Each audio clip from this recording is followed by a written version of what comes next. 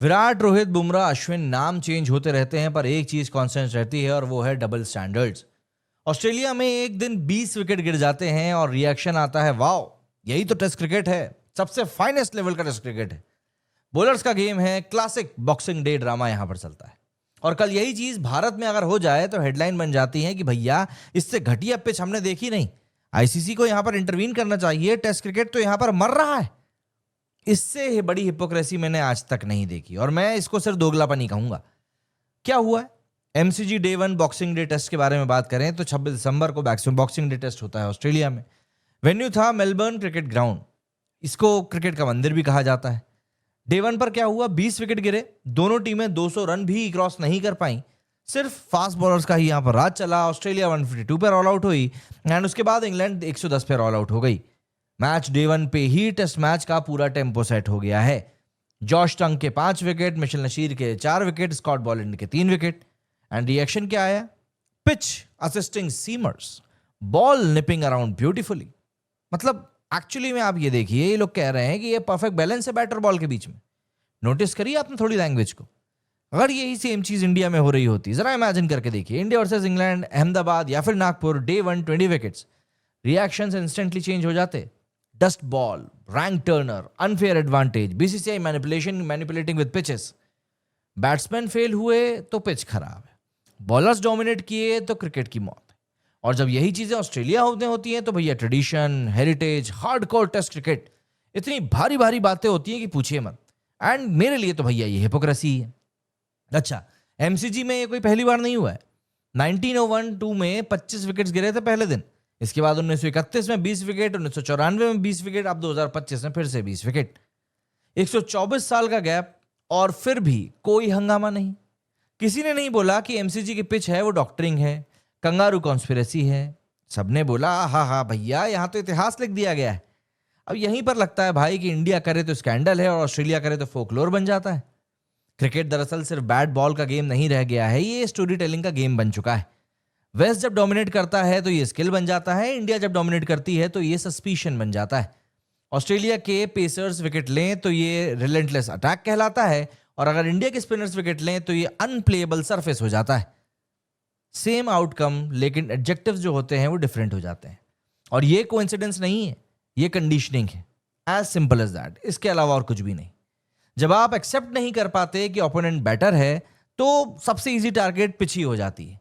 England के batsman Australia में fail हुए, किसी ने उनकी टेक्निक पे सवाल नहीं उठाया कि इन ससुरों को खेलते ही नहीं बन रहा है। इंडिया के अगेंस्ट अगर ये फेल होते हैं तो तुरंत बोल दिया जाता है कि they didn't stand a chance, क्योंकि पिच ही इतनी खराब है। मतलब स्टैंड अ चांस का मतलब हो जाता है कि भैया आपकी पिच खराब थी और बॉलिंग जो थी वो रिलेवेंट हो जाती है। टेस्ट क्रिकेट का मतलब ही ये होता है कि हर जगह सेम कंडीशंस नहीं होती। इसके अलावा क्राउड ने सच वाकई में बता दिया। ये इंटरेस्टिंग पॉइंट आया एमसीजी डे 1 पर, करीब 94,200 पीपल वहां पर मौजूद थे, highest ever single day test crowd in history. तो ऐसे में पिच तो बोरिंग नहीं थी, गेम अनफेयर नहीं था, लोग आए, लोगों ने एंजॉय किया, विकेट्स गिर रही थी, ड्रामा फुल ऑन चल रहा था। मतलब प्रॉब्लम पिच में नहीं थी, प्रॉब्लम नैरेटिव में है। आप समझिए, बाहर के गोरे लोगों को भारत की सक्सेस कभी भी हजम नहीं हो सकती, ना भारत की ना भारतीयों की। सीधी बात यही है। वर्ल्ड क्रिकेट का पावर सेंटर शिफ्ट हो चुका है, इंडिया सिर्फ पार्टिसिपेंट नहीं है बल्कि ट्रेंड सेटर बन चुका है।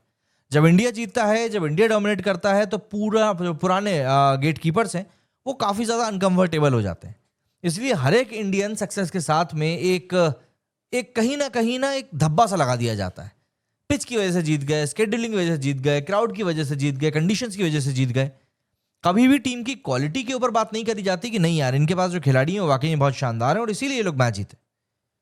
ऑस्ट्रेलिया का जो एग्रेशन है ना, वो स्पिरिट ऑफ क्रिकेट कहलाता है।